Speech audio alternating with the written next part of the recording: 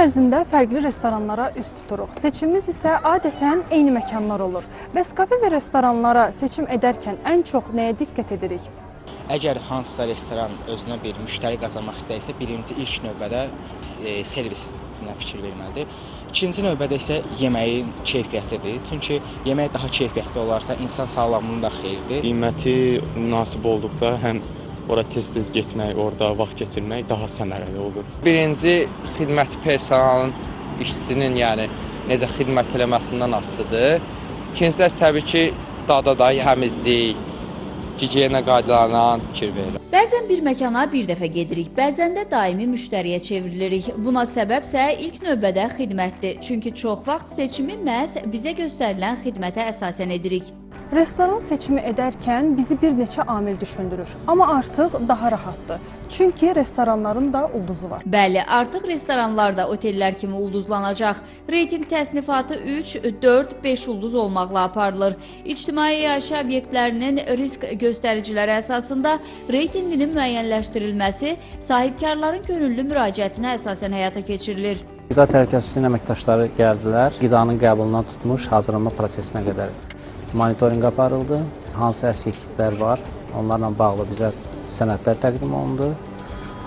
Biz də bunlar əsasında 2 ay ərzində işimizi qurduq, yekunlaşdırdıq. Hal-hazırda qonaqlarımız çox rahat şəkildə gəlib 5 ulduzlu təhlükəsiz qidalana bilərlər. Mətbəxdə də yoxlamalar aparıldılar, personalın əyin dəyişdiyi otaqlardan tutmuş, müştəriyə təqdim olunan dəzgaha qədər bütün yeməklərin tərkibi, saxlama prosesi, ambarlar, hamısında yoxlama aparırlar. Hal-hazırda biz tam yekunlaşmışıq və 5 ulduza layiq görülmüşük. Ulduz reyting layihəsi üçün ölkə üzrə artıq 140-dan çox ictimai yaşayış obyekti müraciət edib. Qida Təhlükəsizliyi İnstitutu bu müəssisələrdən 51-nin qiymətləndirilməsini yekunlaşdırıb. Qida Təhlükəsizliyi İnstitutu tərəfindən həyata keçirilən Ulduz reyting layihəsi müraciət üçün info@afsa.gov.az e-mail ünvanına e-mail yönəltməlidirlər və bundan sonra artıq müraciətlər daxil olduqdan sonra 30 iş günü ərzində müvafiq qiymətləndirmə aparılır və növbəti 13 gün ərzində isə artıq bildirişlə nəticələr təqdim olunur.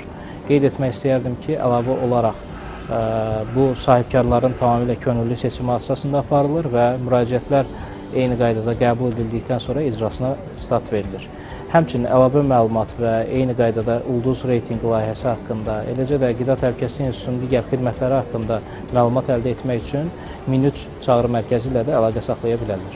Hər bir Ulduz reyting layihəsində iştirak edən restoranların girişlərində xüsusi reyting nişanları olacaq və reyting nişanlarının üzərində olan QR kodu oxutmaqla həm layihə haqqında, həmçinin də olduqları məkanın hansı reyting göstəricilərinə uyğun olduğunu və həmçinin hansı qida təhlükəsizliyi sistemlərinin burada tətbiq olunduğunu görə bilərlər. Paytaxt Bakı ilə yanaşı Sumqayıt, Gəncə və Mingəçevirdə fəaliyyət göstərən restoranlar da Ulduz təsnifatı üçün müraciətlər ünvanlayıb. Onu da deyək ki, layihənin məqsədi sahibkarların qida təhlükəsizliyi tələblərinə riayət etmələrinə təşviq olunmasına hesablanıb. Həmçinin layihə istehlakçılara seçim zamanı etibarlı göstərici təqdim etmək məqsədi daşıyır. Əzizə Mahmudzadə, Əli Abbaslı, Çinarə Vaqif, Telesəhər.